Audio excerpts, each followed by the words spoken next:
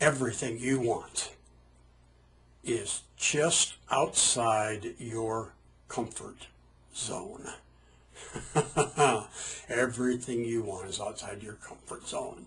You're going to have to stretch. You're going to have to feel uncomfortable. You're going to have to grow to get the things that you want. That's just a universal principle in life. Those that accept it, they actually grow and continue to develop towards their life's message. Those that don't accept challenges, that stay within their comfort zones, they coast.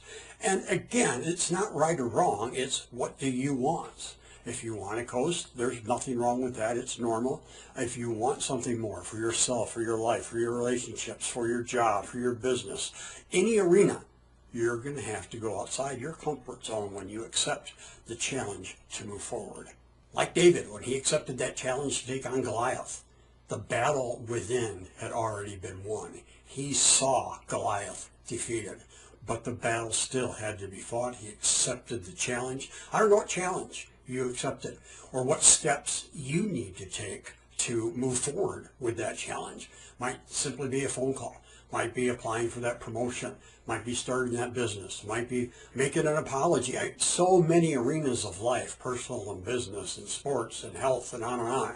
What is the challenge? But when you do know that, a couple things for sure, you will not feel comfortable at times and there will be adversity.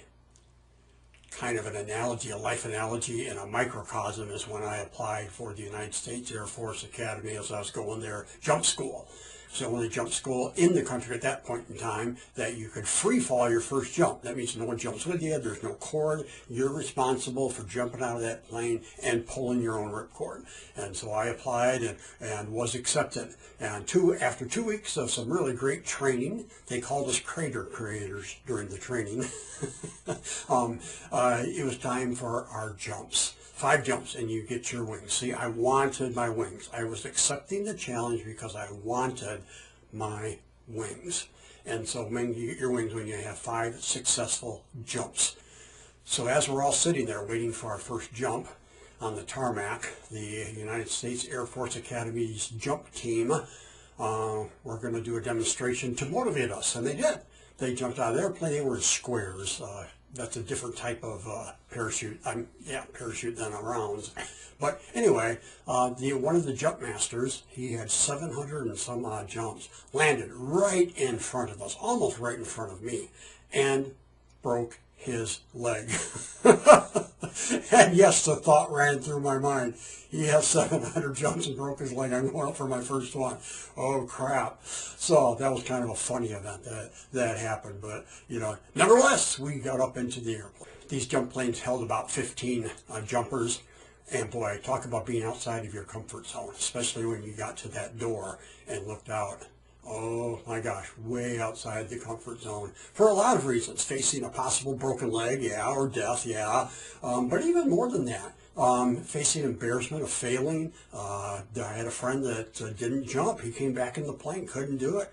Another friend jumped, and our parachutes, we did have to pull our own chute, but if we failed to do that, our reserve chute had an altimeter, and it would go off automatically. And it was a totally red, white, and blue canopy, not the green one. Everybody knew that you blew it, and that happened also to a couple of guys. And so everything you could think of outside of your comfort zone, you're there, positioned at that jump door. So I don't know your challenge. I don't know what door you're about to walk through, but all those things are possibilities of failure, of personal pain, relationship pain, of embarrassment, just lots of things faced. That's why it's called being outside of your comfort zone.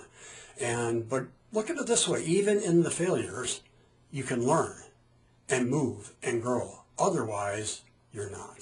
So I'm at the door, crouched down, and I jump. It was nothing like I thought it would be. Most of my training went out the window, probably because of fear. And I just kind of floundered. I didn't do the arch.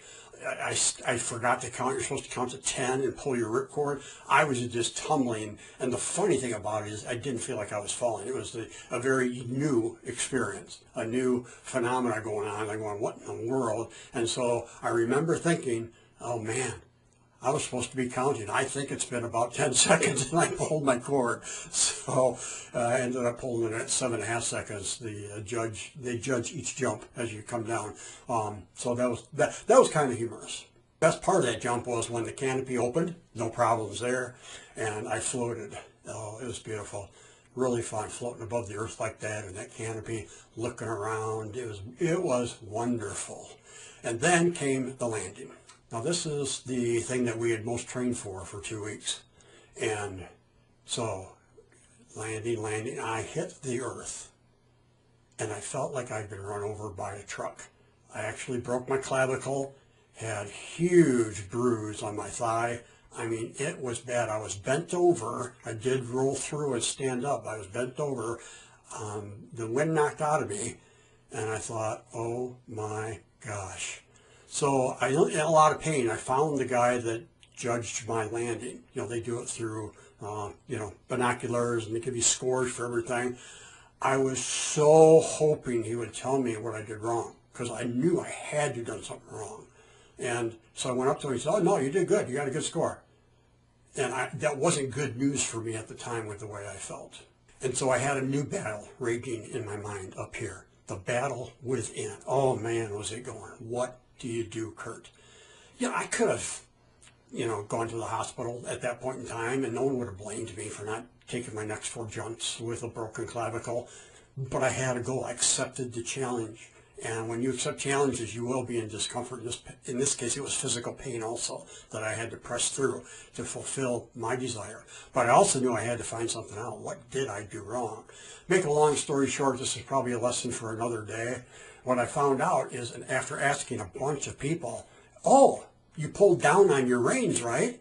No, I didn't. What do you mean? So, well, if you don't pull down in a rounds on your rein, you hit the earth at about 25 miles an hour. Now, guys, that's like being hit more than just a Mack truck, okay? I got hit by Mother Earth at 25 miles an hour. But if you pull down on your reins, it slows you down to about 12. All the difference in the world, trust me. So I finished my last 4 jumps and got my wings. And this is probably a lesson for another day too. If you have a plan B, you'll probably take it. If there's doubt in your mind, you'll probably go with that. That's where the battle is here. I have resolved, before I made the first jump, I am going to get my wings. And it's that kind of accepting of the challenge, realizing you're going to be out of your comfort zone, and so you might be accepting your challenge now, and you might fall flat on your face. You might maybe approach that guy or gal that you want to go out with, and they're going to tell you to take a hike. I don't know what your challenge is or what you'll face, but I guarantee you, you're not going to feel comfortable at times, and it's going to feel like failure at times. What will you do? That's where the battle within will rage.